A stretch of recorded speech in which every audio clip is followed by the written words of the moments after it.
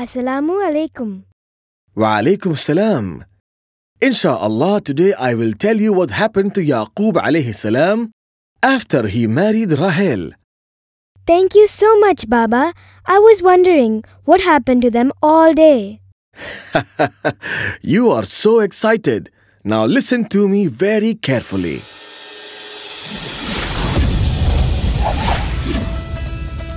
The story of Prophet Yaqub alayhi salam.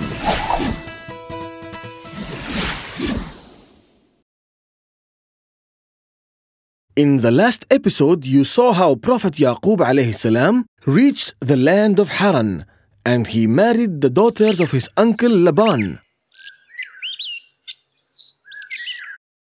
His first wife Leah gave birth to 7 sons and a daughter as well.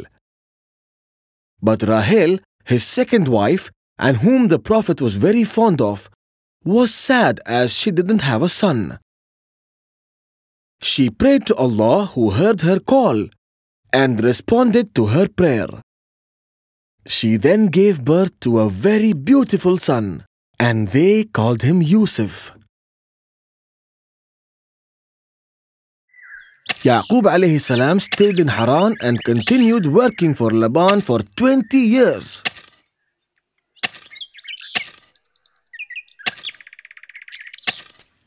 One day the Prophet met his uncle and asked him to let him go and visit his family. "I have been blessed because of you," said Laban. "Ask for whatever you need.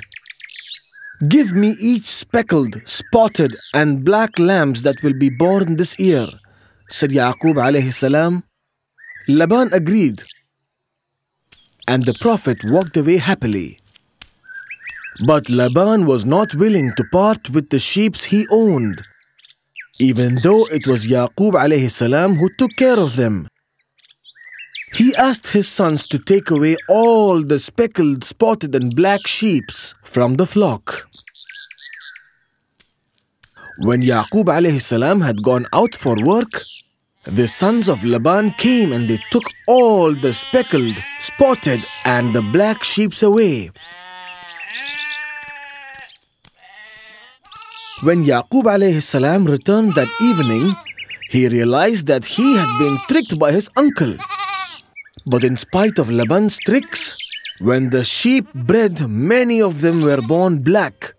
This was a miracle.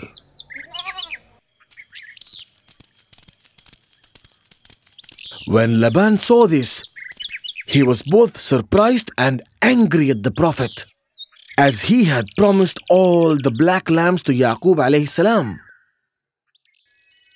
One day, Allah subhanahu wa ta'ala asked the Prophet to return to his country. The Prophet told his wives and children and prepared to leave Haran. He took everything that belonged to him, including the spotted and black lambs. The Prophet did not tell Laban about his plans and left without bidding him farewell. The next morning, Laban realized that Yaqub alayhi salam had taken all his belongings and left the land. He was very angry. He took all his people and started following Yaqub alayhi salam. They traveled for many days and nights following Yaqub alayhi salam.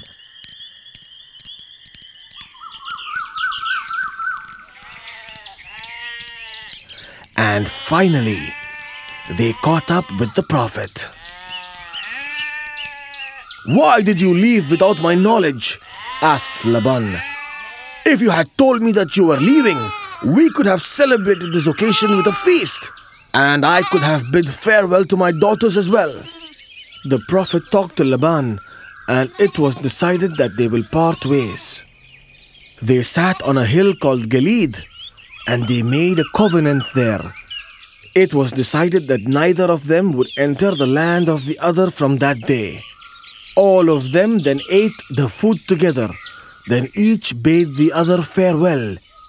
As they departed, each returning to his own country.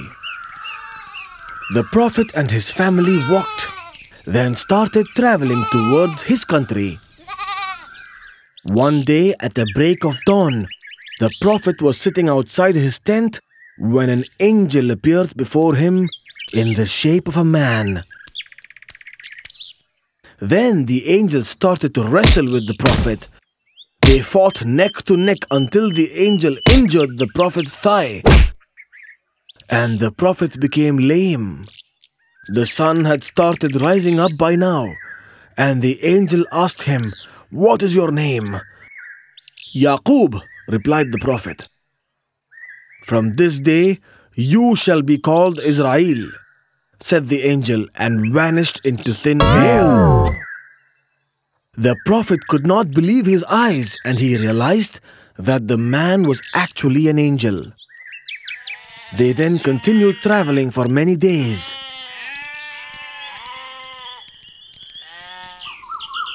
When the Prophet reached the land of Seir, he sent a messenger ahead to Esau asking forgiveness.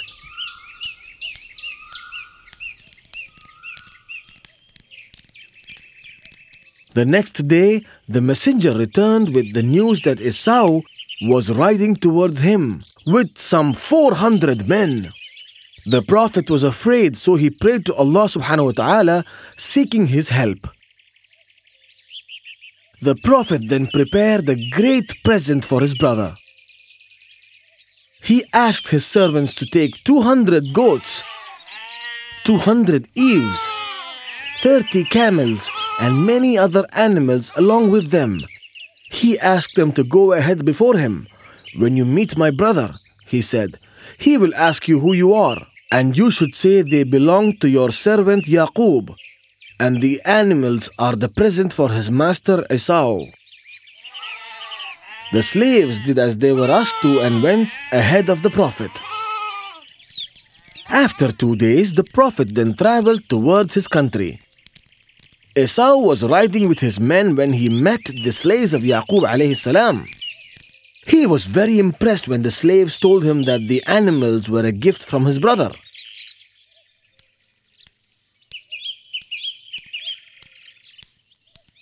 When the Prophet saw his brother coming, he prostrated to him as a sign of salutation. Esau was quite moved when he saw this, so he ran towards him and embraced him. Esau even wept when he saw his brother. "Who are these people with you?" asked Esau when he saw the women and children. "They were given to me by our God," said the Prophet humbly. Leah, Rahel, the children, and all his slaves came and prostrated before Esau as a sign of respect.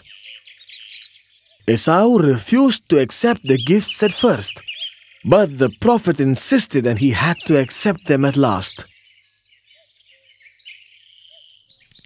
All of them started traveling back to their country, and they were led by none other than Esau.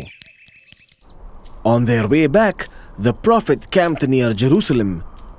It was here that the Prophet had poured the oil on a rock years ago.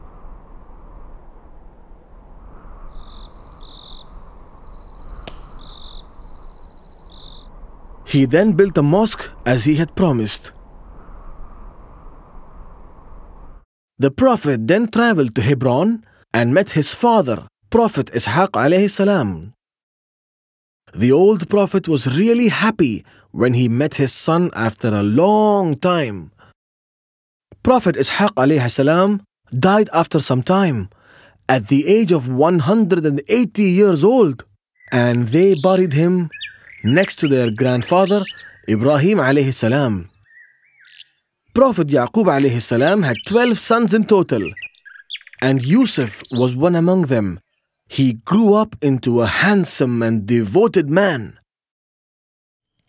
They migrated to Egypt, and they lived there for 17 years. And after living and preaching about God for a long time, the Prophet died at the age of 147. MashaAllah, it was such a great story. I'm glad you liked it, my son. Now I shall ask you a few questions from the story. I'm ready. Very good. Now here is the first question. Who was the uncle of Prophet Yaqub alayhi salam who lived in Haran? I know the answer. It was Laban. MashaAllah, that's correct. Who did the Prophet fall in love with? The Prophet fell in love with Rahel. That's correct again.